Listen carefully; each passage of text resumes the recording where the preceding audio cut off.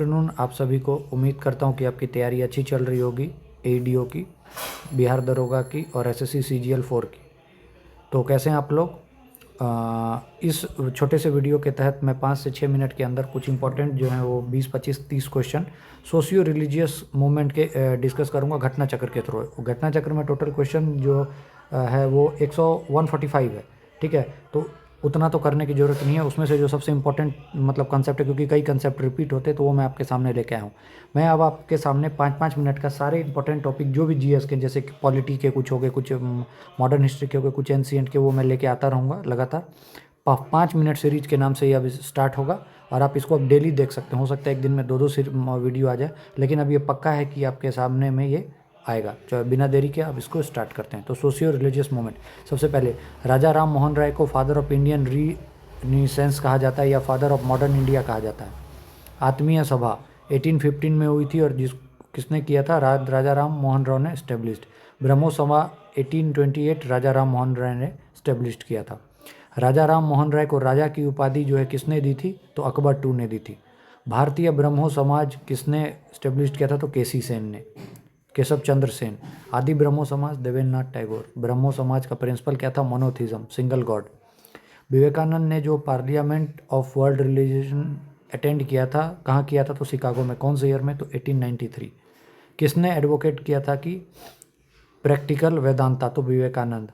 Ramakrishna mission किसके द्वारा establish किया गया था? स्वामी विवेकानंद 1897 में। श्रद्धा मणि किसकी वाइफ थी? तो रामकृष्ण परमहंस। दयानंद सरस्वती आर्य समाज, एस्टेब्लिश्ड 1875 में। Revival of Vedas Swami Dayanand Saraswati. Let's go back to Vedas Swami Dayanand Saraswati.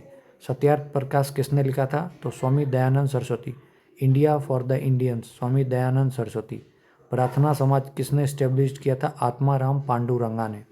देव समाज श्री नारायण अग्निहोत्री। देखिए जो भी ये जितने भी मैं बोलते जा रहा हूँ ये सारे इंपॉर्टेंट है और सारे क्वेश्चन पूछे गए हैं वेरियस पीसीएस में, BPSC, UP PCS, UPSC, UP के जितने भी स्टेट के एग्ज़ाम, बिहार के जितने भी स्टेट के एग्ज़ाम, एसएससी जितने हैं सारे, तो उन सब से मैं ये लेके आया हूँ। देव समाज शिव नारायण अग्निहोत्री। 1873 में सत्यशोधक समाज आया था ज्योतिबा फुले के द्वारा। ऑथर ऑफ गुलामगिरी कौन है? तो ज्योतिबा फुले।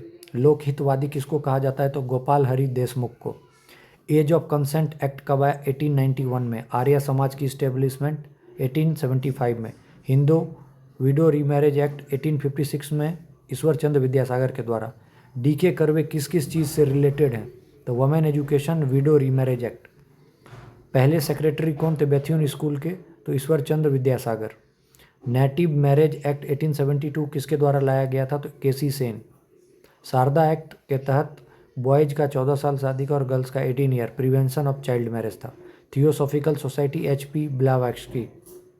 पुनः सार्वजनिक सभा MG रानाडे, ठीक है, 1817 में। Servants of Indian society Gopal Krishna Gokhale के द्वारा। Neo Buddhism BR Ambedkar. Neo Buddhism में जो लोअर कास्ट थे, ये जो मूवमेंट चलाते थे, इसको जो है टर्म दिया था नियो बुद्धिज्म, BR अम्बेडकर ने। परमहंस मंडली ददोबा पांडुरंगा। फर्जी मूवमेंट हाजी शरीयतुल्लाह। हाली सिस्टम जो था वो बॉन्डेड लेबर से रिलेटेड था।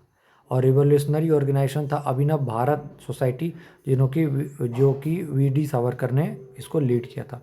तो ये सब कुछ इंपॉर्टेंट क्वेश्चन है, इसके बाहर कुछ नहीं जाएगा अगर क्वेश्चन आता है सोशियो रिलीजियस मूवमेंट से, ठीक है। तो आप इसको इतना ज़रूर कर लें। Thank you. 5 मिनट सीरीज आज से स्टार्ट हो गई है, आप इसको देखते रहिएगा। आपको पेपर तक में कम से कम अभी जो भी 100 दिन है तो 100 इंपॉर्टेंट टॉपिक जो है आपको कराए जाएंगे, ठीक है। आज से मैंने स्टार्ट किया है, ठीक है। Thank you.